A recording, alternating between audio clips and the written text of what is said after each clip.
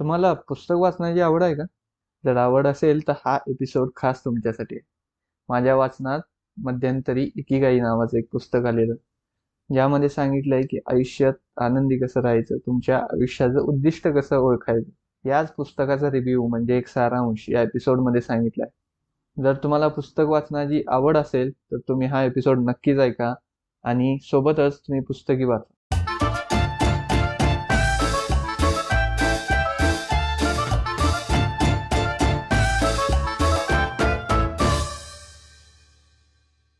Ikigai Ikigai हे एक असं पुस्तक आहे ज्यामध्ये आयुष्यात आनंदी कसं राहायचं आणि खूप दिवस आयुष्य कसं जगायचं हे सांगितले.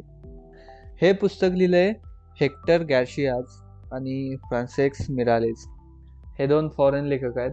त्यांनी एक पुस्तक लिहिले ज्यामध्ये त्यांनी जपानमधल्या ओगिमी गावातल्या लोकांची कथा सांगितली. आता भरपूर आपण ऐकतो की इकिगाई पुस्तक, इकिगाईचे लेखक वगैरे सगळं, पण इकिगाई म्हणजे नेमकं काय?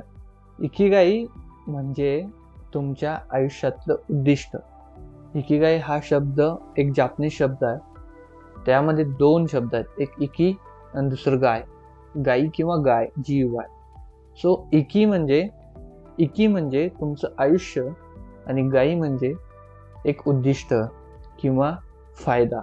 जर दोन्ही शब्द एकत्र केले तर इकिगाईचा अर्थ होतो की तुमच्या आयुष्याचं उद्दिष्ट म्हणजेच इकिगाई. जपानमध्ये एक असं गाव आहे की ज्या गावांमध्ये ॲव्हरेज आयुष्य माणसांचं 100 वर्ष आहे. त्याला सेंच्युरियन विलेज म्हणजे शताब्दी गाव असं म्हणतात. ॲव्हरेज माणूस हा 90 ते 110-120 वर्षापर्यंत जगतो त्या गावात. आपल्या इकडे ॲव्हरेज वय आहे 70 ते 80 वर्षे. पण जपानमध्ये ओगिमी या गावात 100 वर्षापेक्षा जास्त वय असणारी माणसं भरपूर आहेत. आता हे कसं बरं? इथं काही असं फार मोठं सिक्रेट नाही, तर एकदम लहान लहान रुटीनमधून आपल्याला जे क्षुल्लक वाटतात त्या गोष्टींमधून त्यांनी हे एक सिक्रेट तयार केले. तेच या पुस्तकात त्यांनी सांगितले. त्यांनी काय काय केस स्टडीज दिल्यात, त्यांनी काय काय रिअल घटना सांगितल्या.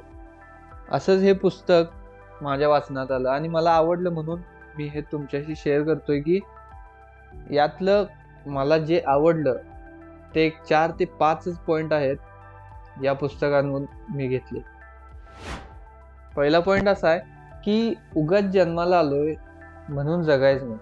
आता जन्म झालाय तर चला जगूया, जगून घेऊ म्हणून बोरिंग लाईफ जगायचं नाही. तर त्या पुस्तकात असं मेन्शन केलंय की तुम्ही एक आयुष्याचं उद्दिष्ट तयार करा.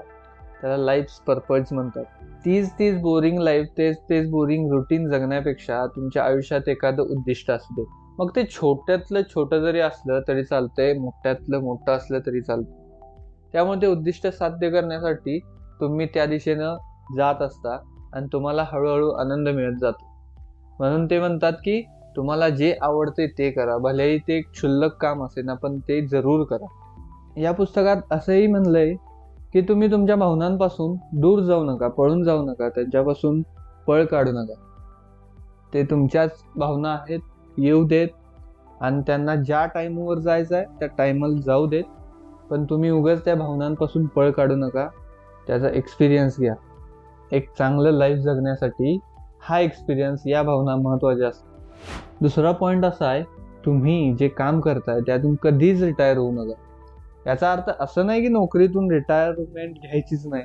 आपल्याकडे तर नियमच आहे 57 ते 60 वर्षाच्या आसपास रिटायरमेंट होते. पण जर तुम्हाला एखादं काम आवडत असेल, चला एका उदाहरण घेऊ की तुम्हाला जर चित्रकला आवडत असेल, तुम्ही पहिल्यापासून चित्रकला करताना मग्न होऊन एकदम मन लावून तहानभूक विसरून जर चित्रकला करत असेल तर तुम्ही ती चित्रकला तुमच्या शेवटच्या श्वासापर्यंत सोडायची नाही.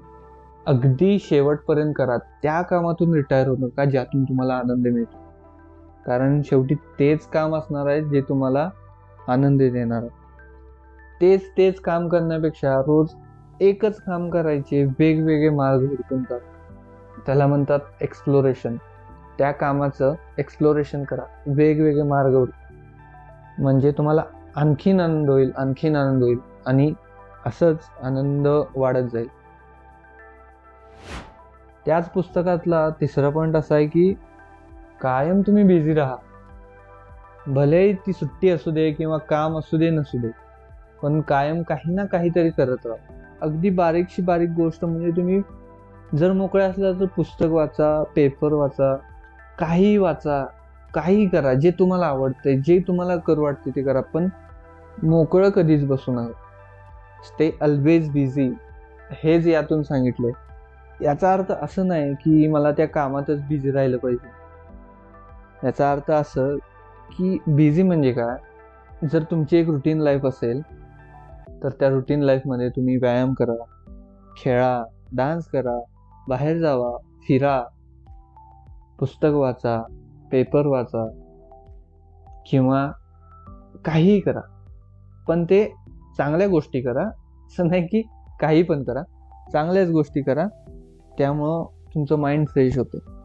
त्यामुळं बिझी राहता येतं आणि बिझी राहिल्यावर बाकीचे विचार डोक्यात येतात. कायम तुम्ही बिझी राहा. पुढचा पॉईंट, चौथा पॉईंट असा आहे, प्रत्येक गोष्टीमध्ये, प्रत्येक कामामध्ये एक फ्लो शोधा.